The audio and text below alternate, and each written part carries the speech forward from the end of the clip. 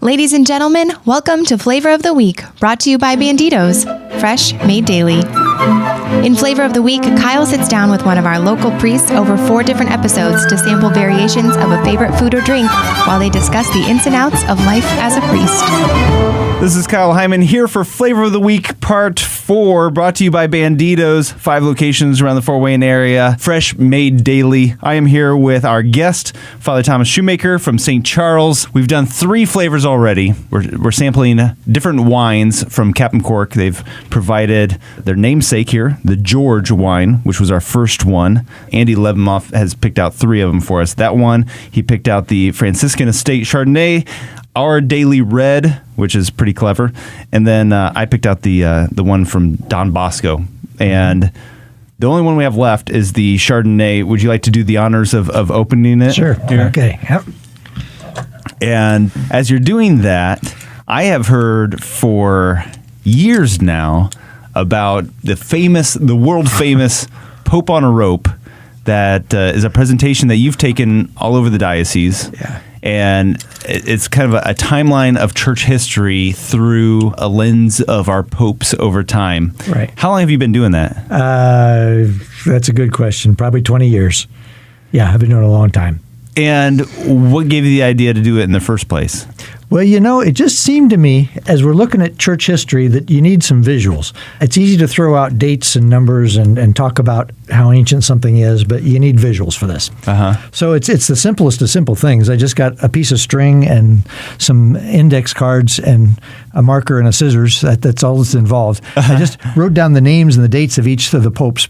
I string out a big string, and I've stapled each Pope's name and dates on the string. Yeah. And the whole idea is you just roll out the string and you can see the whole length of church history. You can see what 2,000 years looks like. Yeah, like a timeline. Yeah, a timeline. And then you can see what the time spacing looks like. You can see how ancient some of these things are. And it really puts history into some perspective just to see it graphically of when things happen. So it's that simple. There's no great no great scholarship behind this, but it's that simple. But it's fun just to see, just to take a look at the visuals and see when things are happening and see just how ancient the church is. Well, even the line of popes, I know when I was 18, I was able to go to Rome. And when I was at St. Peter's Basilica, I saw for the first time, at least of my memory, and I'm sure I was introduced to this at some point during religion class or something, but I saw a plaque for each pope, and I remember going down the list and seeing like this one died and this one replaced him, and like every year was accounted for, every pope going back in history, and that really helped me realize, Catholicism really, we can trace the papal succession all the way back to St. Peter. And that really had an impact on me. I actually bought a poster of all the popes in Rome. I was like, I need to hang this up and remember that. And so I think that alone can be inspirational. But you do some interesting things also with that timeline and kind of break down some different things that have happened during that time. I mean, just to start off, it's interesting just to see where the United States is born, to look at where George Washington is on the string. He's clear down in the modern era. I mean, it's just to see how ancient the church is, to get that in perspective. When you see this whole long string with all these names on it, to see where the United States begins, we're just a baby country. The church has been around a long, long time. And just to kind of see the patterns taking place and to see where things happen, it gives you a different perspective on church history. What are some of those things that you are able to point out that have happened through history and maybe how minuscule it seems in comparison to this 2,000-year history of the church? Well, the split between the East and the West, the split between the Orthodox Christians and the Catholic Christians, just to see how far back that is and to see where things got worse and where we've tried to heal and all the rest. Just to put that in the perspective of time really is kind of eye-opening. Where is that? Where does that fall? Back 1054 would be the area where we've got the big split taking place. Okay, so about halfway through your halfway through your timeline there. But to look through Crusades and to look at how that's influencing things and just going through some of the big highlights of church history, it's fascinating to see where we've been, where we've come, and putting it in perspective makes a big difference. It's not just dry facts when you're seeing where this happened and who the Pope was at the time, and it's a lot of fun. Well, I'm getting into the story here, and we haven't actually poured the wine yet. You've got it open here, so need some wine. Let's try it. This is the Franciscan Estate Napa Valley Chardonnay 2015. So Do you have a preference of red versus white? This is our only white wine of the group. Nope. Yeah, that's nice. Yeah, I like that. Mm-hmm. It's got a little bit. I can't put my finger on the flavor. Mm-hmm. Yeah, something unusual about it, but it's nice. I'm not the connoisseur, but yeah, same here. It's got a little something interesting going on. Mm-hmm. I think it's funny that we are like the amateurs here doing a wine tasting at 7:15 in the morning. Note to everybody listening, this was pre-recorded. But what is something about your Pope on the Rope, where you're explaining church history through this kind of timeline of popes? What do you think is something that surprises people the most? Just to see how long the string is, to see how old the church is, and especially putting it in perspective of looking at events that we consider ancient or events that we consider long ago, and to see that's the church has been around a long, long time. Yeah. Again, we start with George Washington and look at where he is. That's very modern history. Mm-hmm. Our nation hasn't been here very long. We go back and take a look at where Christopher Columbus is, and the church was already 1,500 years old at the time. And right. It's, just to see the perspective of that big scan of history is fascinating, I think. Yeah. So many things have come and gone during the life of the church. Yep. And also fascinating to kind of take a look at the history of the Mass, to go back and see some of those prayers we're using date back to the first few popes. I mean, date way back to almost 2,000 years.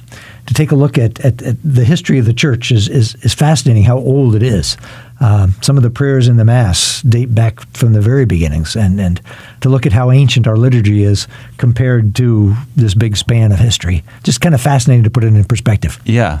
Mm-hmm. I mean, another thing somebody mentioned as part of your presentation is the printing press. Yeah. Yep.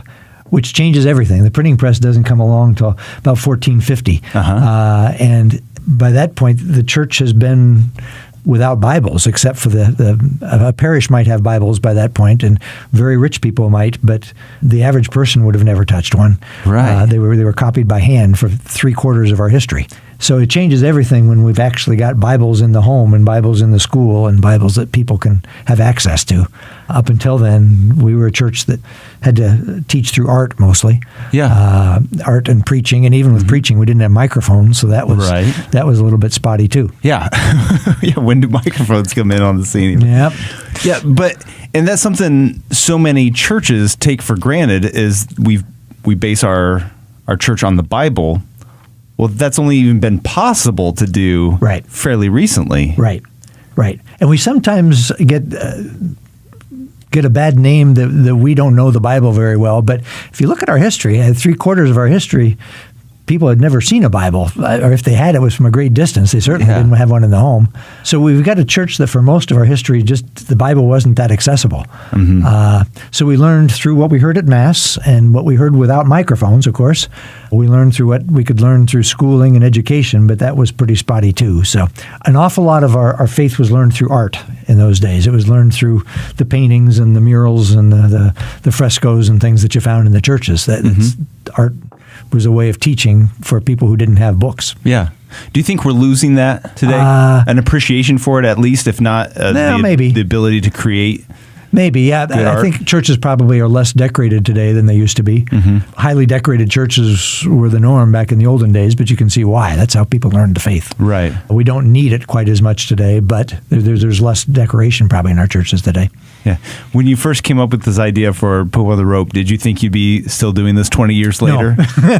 I did this for a 4th grade class years and years ago, and the 4th graders liked it, so I kind of started trying it with some older kids, and then the next thing you know, did it for the parish, and the next thing you know, I was getting calls. So I've done it a lot of times for a lot of parishes. Yeah, how often? I mean, is this like a once a month thing or a couple times a year? It has been. Yeah, it has been. Yeah, I've done a lot. Yeah. Well, I think it's a great visual, and I hope I get a chance to see it sometime. But for your role as a priest, how much of your role do you see as nurturing the parishioners that are coming to Mass, and how much of it is an outreach to welcome new people or those that might not believe? Yeah, it's got to be both. The first, of course, is the easier of the two, is to nurture people who are there in the pews. Mm-hmm. The tougher part is trying to find people who aren't in the pews and trying to reach out and bring them in. That's the hard part, and that's where we've really got to try and be creative and come up with ways to do that. Are there any things that you found that work for St. Charles? I wouldn't say anything specific, but it's just trying every kind of invitation you can. Also, we've got a real opportunity when somebody calls the parish and says, I want to be married, or I'd like to have a baby baptized, or my grandpa died and I'd like to have a funeral. A lot of those calls are people who really aren't practicing, and this is the best opportunity we have to bring somebody in and get to know them and to reel them in. So that's my goal, is that anybody who makes a call like that is given a productive kind of a contact that we can bring them in. And not to shame them for... No, to bring them in. For not being part of the church. But so how do you do that? That's a good question. Just trying to be nice to them, number one, but also trying to get them actually to come in. I think we're best not doing too much just as a quick over-the-phone kind of a thing, but if we can get them to come in and sit down and talk, we can hear their story and have some kind of a relationship built up, that makes a difference. What about your parishioners? What have you found to be effective for getting people to take some ownership and be more involved in the parish? Yeah. Any way you can get people involved in ministries in the parish, that's important. So they're not just attending Mass, but also helping other people and doing things for the parish. So anything we can do, we can. We're working with the Alpha program right now. Oh, yeah? We're just ready to expand it in a big way. We've done a couple of trial runs, and now we're going to expand it in a bigger way. But it's 10 weeks of bringing people in for faith sharing. There's some excellent videos and faith sharing and sharing a meal together. We've got childcare going on, so the kids also have some programs and a meal to share, that the parents don't have to worry about that. So that's a big effort we have going right now. Yeah. And then what are some of your strategies for kind of keeping your own faith alive and not? I know sometimes I used to be involved with ministry a lot more, and even here at the radio station, I can start to think of my work as being a replacement for my prayer life. And so what are some of the strategies that you use to keep your faith alive and keep your relationship with God going strong? Yeah. One of the things is a getaway every now and then is vital. I mean, I just came back. I spent 5 days in a monastery in Iowa. A getaway once in a while is vital. And also just kind of experiencing different parts of the church. To me, it's very edifying to experience the Mass in different places, and different experiences of the Mass make a huge impact on me.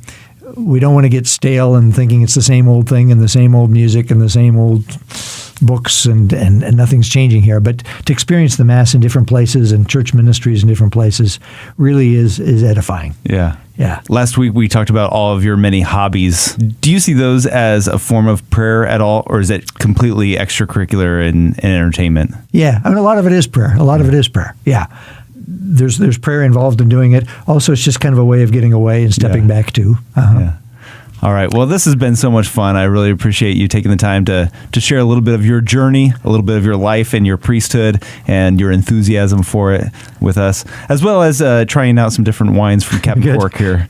So what's the final verdict on our Franciscan Estate Chardonnay here? I like it. I'm far from an expert on wines, but it's nice. I like it too. I think it's really good. All right. Well, our special thanks for Captain Cork for providing us with some beverages while we discuss Father Tom's priesthood, and also for Banditos for underwriting Flavor of the Week, making this possible. Check them out. If you're from Fort Wayne, of course, you know of Banditos and their delicious Mexican food, 5 different locations. If you're not from around here, definitely when you're passing through, stop by, check them out. Fresh, made daily, Banditos.